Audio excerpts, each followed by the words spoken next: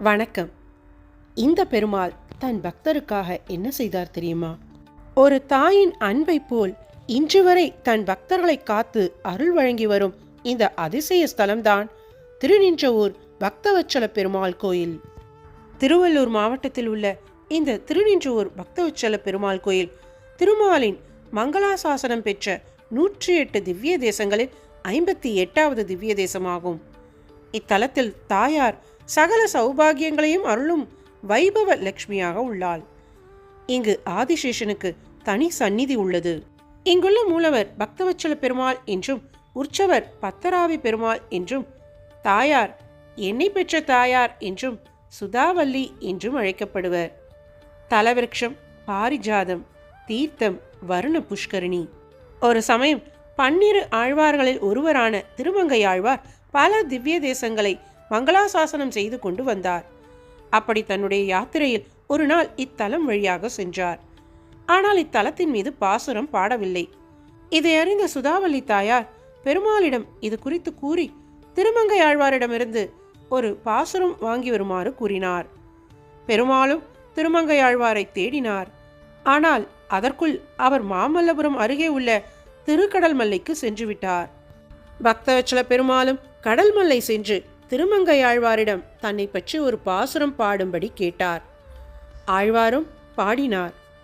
எம்பெருமான் என் பாடல் கேட்டு வந்து நின்றதை நான் கண்டது கடல்மல்லையாகிய மாமல்லபுர திருத்தலத்தில் என்று பொருள்படும் திருமங்கை ஆழ்வார் பாசுரத்தின் மூலம் உலகையே காக்கும் திருமால் பக்தனின் பெருமையை உலகுக்கு உணர்த்த இவ்வாறு பாசுரம் பெற்று சென்றார் என்பதை அறிய முடிகிறது.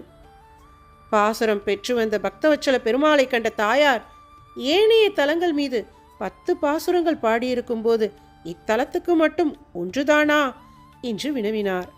உடனே பெருமாள் திருமங்கை ஆழ்வாரை தேடி சென்றார்.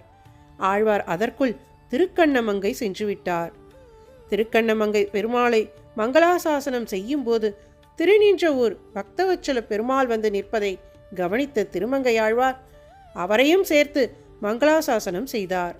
ஒரு சமயம் திருமாலிடம் கோபித்து கொண்டு வைகுண்டத்தை விட்டு திரு ஆகிய மகாலட்சுமி இத்தலத்தில் வந்து நின்றதால் திருநின்றவூர் என்று ஆனது. அவளை சமாதானம் செய்ய சமுத்திரராஜன் வந்திருந்தார். மகாலட்சுமி அதற்கு சமாதானம் ஆகவில்லை. உடனே சமுத்திரராஜன் வைகுண்டம் சென்று தாங்களே தேவியை இங்கு அழைத்து வர வேண்டும் என்று பெருமாளிடம் கூறினார். பெருமாள் அவரை முன்னால் செல்லுமாறும் தான் பின்னே வருவதாகவும் கூறினார். சமுத்திரராஜன் இத்தலம் வந்து மகாலட்சுமியை பார்த்து, பார்க்கடலில் நீ பிறந்ததால் நான் உனக்கு தந்தையாக இருந்தாலும் இப்போது நீ என்னை பெற்ற தாயார், அதனால் உடனே நீ வைகுண்டம் செல்வாயாக என்று கூறினார். பெருமாளும் வந்து மகாலட்சுமியை சமாதானம் செய்கிறார். மகாலட்சுமியும் வைகுண்டம் செல்கிறாள். பக்தனின் வேண்டுகோளுக்கிணங்க பெருமாள் இத்தலம் வந்ததால் பெருமாளுக்கு பக்தவத்சலன் என்ற பெயர் வழங்கலாயிற்று. சமுத்திரராஜனும் மகாலட்சுமி என்னை பெற்ற தாயே என்றதால் அப்பெயரே அவருக்கு நிலைத்து விட்டது. சமுத்திரராஜனின் வேண்டுகோளுக்கிணங்க பெருமாளும் தாயாரும் இத்தலத்தில் திருமண கோலத்தில் அருள் பாலிக்கிறார்கள். கோயிலின் ராஜகோபுரம் மிகவும் பிரம்மாண்டமாக அமைக்கப்பட்டுள்ளது. பலிபீடம், கொடிமரம், கருட பகவான் சந்நிதி, மகாமண்டபம், உள்மண்டபம் ஆகியன சிறப்பாக அமைக்கப்பட்டுள்ளன. பக்தவத்சல பெருமாள் 11 அடி உயரத்தில் நின்ற திருக்கோலத்தில் பஞ்சாயுதம் ஏந்தி ஸ்ரீதேவி பூதேவியுடன் அருள் பாலிக்கிறார். மூலவர் சந்நிதிக்கு வலதுபுறத்தில் தாயார் சந்நிதி அமைந்துள்ளது. சுற்றுப்பிரகாரத்தில் ஆண்டாள், ஆழ்வார்கள், சக்கரத்தாழ்வார், விஸ்வக்சேனர், ராமானுஜர், மணவாள மாமுனிகள், ஆஞ்சநேயர், ஏரிக்காத்தராமர், ஆதிசேஷன் ஆகியோர் சந்நிதிகள் உள்ளன.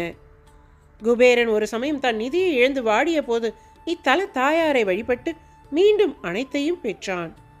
இத்தல விமானம் உத்பல விமானம் என்று அழைக்கப்படுகிறது. இங்கு ஆதிசேஷன் சந்நிதியில் புதன்கிழமை தோறும் நெய்விளக்கேற்றி பால் பாயாசம் படைத்து அவருக்கு அர்ச்சனை செய்து வந்தால் ராகு, கேது மற்றும் சர்பதோஷம் விலகும் என்பது நம்பிக்கை. மாங்கல்ய பலனும் கிட்டும். திருமண தடை உள்ளவர்கள் இத்தலம் வந்து வழிபட்டால் அத்தடை நீங்கும்.